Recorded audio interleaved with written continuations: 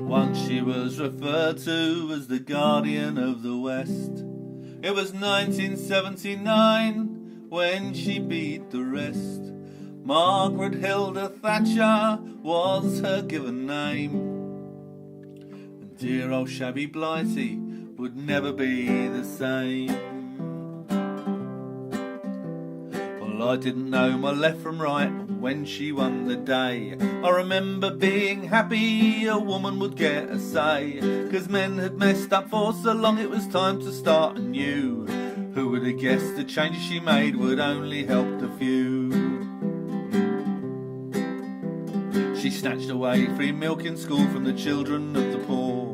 For the banks and greedy businesses she opened every door. She swapped the nice big pound note for a coin that was so small, in the hope we wouldn't notice that we had to spend much more. Then the weekly wage in cash became a distant memory. We were forced to use a bank or building society, and if you found it hard to make your money last a month, they'd fleece you with a credit card or with an overdraft.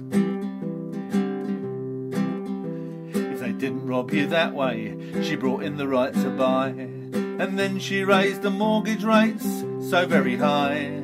She let you think that you could win before you taste defeat. Council houses repossessed, put families on the streets.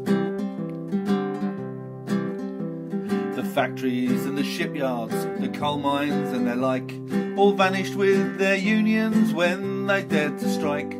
Teachers, nurses, fire service tried helping in the fights, but Thatcher's bully boys in blue were brutal in their might. Telecommunications, our iconic red phone box, got sold off with utilities and the transport docks. She banned the fun at Stonehenge in 1984. Big Brother's police state had arrived for sure. This may have caused a fall from grace, but she got saved by a war in a place that's called the Falklands no one had heard of before. So many maimed and killed just so she could stay in power. Then sickeningly she called it Britain's finest hour. She let 10 Irish starve to death in a prison cell. Sinn Féin were banned from TV so they couldn't tell of the oppression and injustice they had to endure. And she cozied up to Reagan on a US tour. Finally her own party put her leadership to bed when she decided to tax everyone that had a head. Where she got this mad idea they may never tell, but they still needed money 'cause she'd left nothing to sell. Well, so much time has passed since we let her lead the way. The rich they are still laughing and the poor still rue the day. She even sold the water supply, how was this hers to sell? If she'd had her way, the air we breathe would have been sold as well. Just before I finish, I have one more complaint.